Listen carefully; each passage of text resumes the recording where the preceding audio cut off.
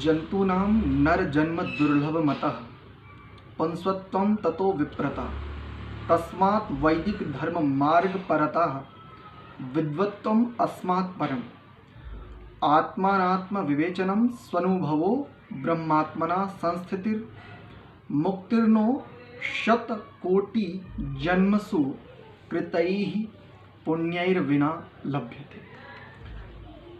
प्रणाम, नमस्ते। आज महाशिवरात्रि बहुत लोग मना रहे हैं। शिव और शिवरात्रि, महादेव, इन तीन शब्दों पर थोड़ा सा चिंतन करते हैं, थोड़ा सा विचार करते हैं। आओ एक बार जानते हैं कि ये शिव से क्या तात्पर्य लें, क्या है, स्थितियां क्या हैं। तो सबसे पहले शिव, ये जो शिव शब्द है, इस शिव शब्द में शिवु कल्याणी धातु से आप इसको कर सकते हैं, या डुक्रिय करणे धातु से। इन दो धातुओं से सम उपसर्ग पूर्वक डुक्रिय करणे धातु से उस रूप में शंकर शब्द को ले सकते हैं, या शिव शब्द को लें तो शिवु कल्याणी धातु से। शिव, शंकर और महादेव, तीन शब्द प्रचलित हैं उस रूप में। तो सबसे पहले शंकर शब्द पर बात करते हैं। शंकर कौन? तो देखो, संसार में दो प्रकार के शंकर हो सकते हैं, एक मनुष्य के स्तर पर और एक समस्त जड़ चेतन, समस्त स्थितियों का, समूचे ब्रह्मांड का एक शंकर। बस यहीं पर हम चूक कर रहे हैं। केवल मनुष्य शरीरधारी को हम अंतिम शंकर मान लेते हैं, यहां से हमारी समस्याएं आरंभ हो जाती हैं। मैं ये भी नहीं कहता कि मनुष्य शंकर नहीं हो सकता, या जो मनुष्य शरीरधारी है वो भी हो सकता है। जितना जितना वो कल्याणकारक, अपने जीवन में कल्याणकारी गुणों को धारण करेगा, उतना उतना वो अन्यों के लिए शंकर हो जाएगा, यानी कल्याणकारी हो जाएगा। शंकर शब्द को सबसे पहले देख लीजिए। डुक्रिय करणे धातु से सम उपसर्ग पूर्वक ये शंकर शब्द सिद्ध होता है व्याकरण के अनुसार। इसको निरुक्ति करेंगे तो यह संकल्याणम सुखम करोति स शंकर। कौन? जो कल्याण अर्थात सुख का करने हारा, सुख का देने वाला। अच्छा, सुख कैसा? यहां पर संकल्याणम सुखम करोति, ये बात क्यों कही? कल्याण और सुख, ये दो बात क्यों कही? बस इसको समझ लीजिए। देखिए, हमारे पास बहुत बड़ा सुख हो सकता है, लेकिन वो कल्याणकारी हो आवश्यक नहीं।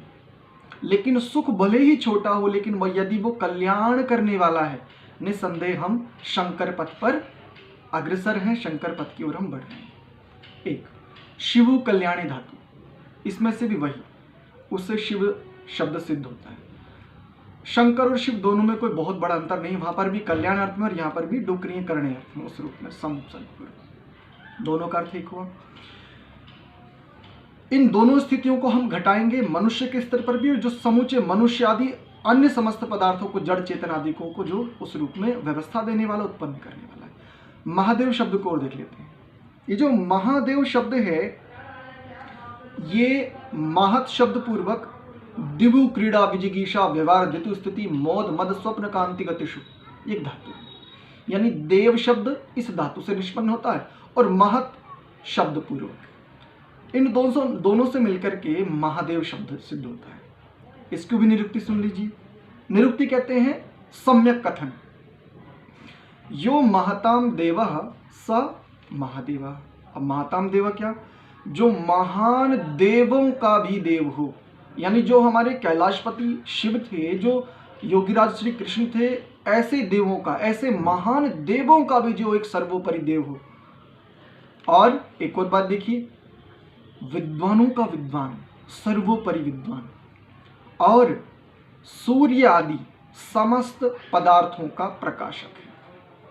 इसलिए ये एक महादेव है। अच्छा, मनुष्य तो ऐसा नहीं हो सकता ना, क्योंकि शिव जी से बड़े कौन? ब्रह्मा जी। और ब्रह्मा जी उस रूप में देखे तो ब्रह्मा जी की भी जब कहीं समस्या आती है तो वो किसकी सहायता लेते हैं? वो अन्य अपने फिर देवगणों की। तो यहाँ पर एक दूसरे के ऊपर निर्भर है। लेकिन यहाँ पर क्या कहा, जिस महादेव की मैं बात कर रहा हूँ, जो सूर्य आदि लोकों का भी प्रकाशक हो, जो सूर्य आदि लोगों को उत्पन्न करने वाला, उनको व्यवस्था यानी नियम देने वाला, उनको व्यवस्था देने वाला, वो जो विद्वानों का विद्वान हो, ऐसा जो महादेव है वो। क्या एक मनुष्य ऐसा हो सकता है?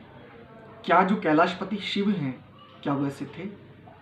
यदि वो ऐसे थे तो समूचे लोगों को धारण करने वाले कैलाशपति शिव को विषपान करने जाना क्यों पड़ा? क्योंकि विष का जनक कौन? विष को उत्पन्न किसने किया होगा? जिसने समस्त लोगों को रचा होगा उसी ने विष उत्पन्न किया। अब ये कहां की बुद्धिमत्ता है कि जिसने विष को उत्पन्न किया फिर विष को उत्पन्न करे, फिर वही उसको निकल करके दिखाए और इससे अपनी संसार में प्रसिद्धि चाहे कि देखो अब मुझे सदियों तक या आने वाले युगों तक मेरी पूजा हो। ये कम से कम महान देवों की, महान विद्वानों की भी बात नहीं हो सकती। कैलाशपति शिव तो उनके विषय में तो ऐसा विचार अनर्थक ही, वो सार्थक नहीं।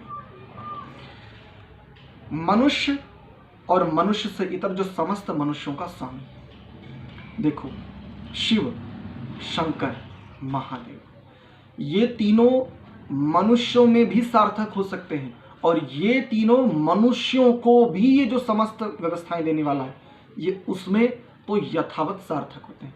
क्योंकि आप एक बात कह सकते हैं, कैलाशपति शिव कहां पर रहते थे?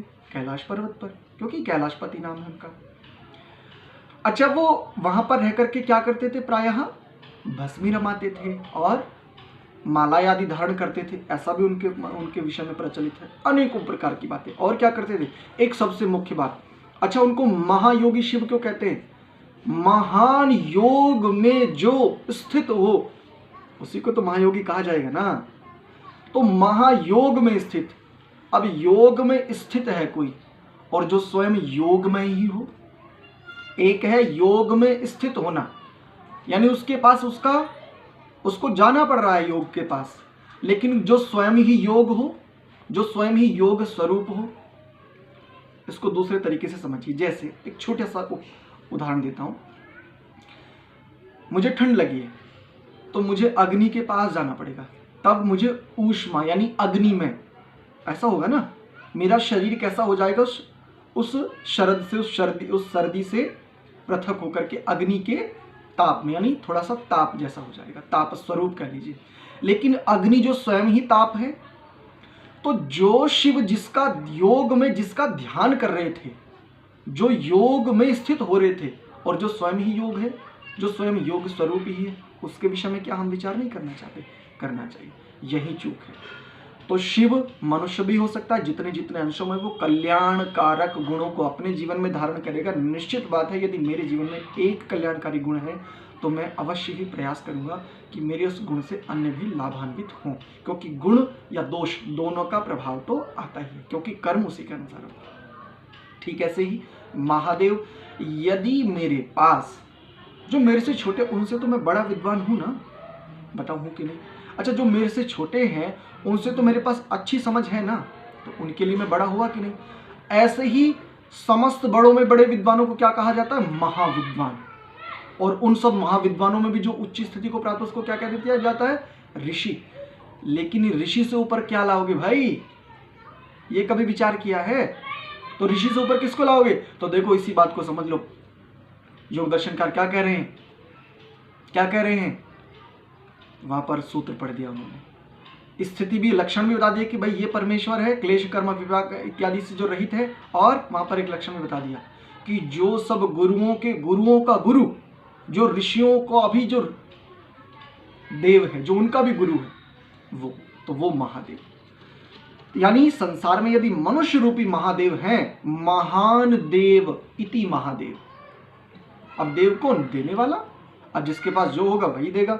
अब जिसके पास यदि मान लीजिए अवगुण है, दोष है, दुर्गुण है, शराबी वेद मंत्र पे चर्चा तो नहीं करेगा ना, वो तो शराब की, वो तो यही बात करेगा ना कि कौन सा पैक कैसा होता है, यही चर्चा करेगा ना। लेकिन जो विद्वान है, जो वेद का विद्वान है, वो शराब की चर्चा थोड़ी करेगा। और शराब की चर्चा करेगा तो किस लिए? निवारण के लिए। उसको पता है, वो जानता है कि शराब के गुण क्या है और उसके दोष क्या है। ऐसे ही शंकर। तो देखो, जो अपने लिए कल्याणकारी है वो अन्यों के लिए भी निश्चित हो सकता है, निश्चित। लेकिन कितनों के लिए हो सकता है? एक मनुष्य का कितना सामर्थ्य है? एक मनुष्य शरीरधारी मनुष्य का एक ऐसी चेतना का कितना सामर्थ्य हो सकता है? 100, 50, 1000, 2000, लाख मान ले, करोड़ मान ले। अच्छा, एक मनुष्य समस्त मनुष्यों के लिए मान ले, चलो अभ्युपगम सिद्धांत से मान ले थोड़ी देर के लिए। लेकिन मनुष्य से इतर जो जीव जंतु अन्य हैं उनकी व्यवस्था के लिए, तब उनके लिए कल्याण करने वाला कौन होगा? भाई एक मनुष्य सारे मनुष्यों के लिए, स्त्री पुरुषों के लिए, बच्चों के लिए, सबके लिए हो सकता, चलो मान लो थोड़ी देर के लिए। लेकिन मनुष्य से इतर जो अन्य प्राणी बचे फिर उनके कल्याण के लिए, उनकी भोग योनि आदि के पश्चात उनकी व्यवस्था क्या मनुष्य के वश में है? और यदि मनुष्य के वश में है तो फिर वो मुक्ति क्यों चाहता है? फिर वो योग में स्थित क्यों होना चाहता है? तो शिव जी फिर योग में स्थित क्यों हुए? बस यहीं पर चुप है। मनुष्य भी शिव हो सकता है, शंकर हो सकता है और महादेव हो सकता है, लेकिन वो किसके कारण से, किसके संसर्ग से, किसके संपर्क से, किसकी समीपता से, किसके सामीप्य से, किसकी उपासना से हुआ है, ये विचार नहीं है। शिवरात्रि कल्याणकारक रात्रि। अच्छा, परमात्मा की इस व्यवस्था में तो प्रत्येक रात्रि कल्याणकारक होनी चाहिए, क्योंकि रात्रि विश्राम देती है, शांति देती है आपको, आपके पूरे दिन की थकान को वो दूर करके आपको ऊर्जा से भर देती है। तो इस प्रकार से देखें तो प्रत्येक रात्रि कल्याणकारी रात्रि। लेकिन क्या हमने अपनी रात्रियों को कल्याणकारी बना रखा है? मैं अपनी ही बात करूं तो ना जाने मेरे जीवन में भी इस प्रकार के कितने ऐसी स्थितियां होंगी, ऐसे व्यवहार होंगे कि जिनके कारण मैंने अपनी रात्रियों को कल्याणमय नहीं बनाया। तो क्या मेरा शिवरात्रि मनाना सार्थक होगा? मैं यदि 1 बजे तक मोबाइल में लगा रहूं और वहां पर फेसबुक, ट्विटर और व्हाट्सएप इन सब में लगा रहूं, तो क्या वो रात्रि मेरे लिए कल्याणदायी नहीं होगी? नहीं ना। तो दोष किसका? मेरा। लेकिन हम क्या मना रहे हैं? शिवरात्रि। हमें बोध हुआ आज तक कि ये रात्रि और शिव इन दोनों का क्या कनेक्शन है? तो जो रात्रि में कल्याण, जिस रात्रि में आप कल्याण की ओर बढ़ सके, जिस रात्रि में आप अनेकों प्रकार की जो विघ्न है, बाधाएं, कैसी स्वप्न दोष और अनेकों प्रकार के स्वप्न, भय, चिंताएं, तनाव, जब इन सब से ऊपर उठ करके आप निश्चित, एकदम निश्चिंत होकर के जब आप विश्राम कर सके, तब मानो वो प्रत्येक रात्रि हमारे लिए, आपके लिए शिवरात्रि है। महाशिवरात्रि कब होगी? जब हमारा प्रत्येक दिन और प्रत्येक रात्रि का व्यवहार, उनका उपयोग किस लिए हो? महाप्रयाण के लिए, जिसके लिए मैंने आरंभ में एक सूत्र पढ़ा था, जंतु नाम नर जन्म दुर्लभ। क्या अर्थ है? छोटी सी बात बता देता हूं। जंतु नाम नर जन्म दुर्लभ मतः, कि सबसे पहले तो जीवों का नर जन्म ही दुर्लभ है, और उसके बाद आगे की बहुत सारी बातें बताई कि उसमें पुरुषत्व, पुरुषत्व के बाद विद्वत्ता, विद्वत्ता के बाद भी वैदिक धर्म, यानी वैदिक धर्म वेदानुसार, यानी आर्ष, और उसके बाद आर्ष के पश्चात विद्वत्ता, विद्वत्ता के पश्चात आत्म और अनात्म का ठीक ठीक सम्यक ज्ञान, और उसके पश्चात ये होने के बाद भी ब्रह्म में स्थिति। जिस शिव की बात कर रहे हैं, जिस महान शिव की उपासना कैलाशपति शिव करते थे, उसमें स्थिति। और उसके बाद भी कहते हैं कि मुक्ति ये तो शत कोटि जन्म सुकृतैहि पुण्यैर्विना न लभ्यते। बस हम यही प्रयास करें कि हमारा मनुष्य जन्म हुआ और इस मनुष्य जन्म में हमें जो भी स्थितियाँ, पुरुष या स्त्री, जो भी हमें शरीर मिला है, ठीक ठीक समझें, और शिव, शंकर, महादेव, इन तीनों को समझें, ठीक ठीक समझें।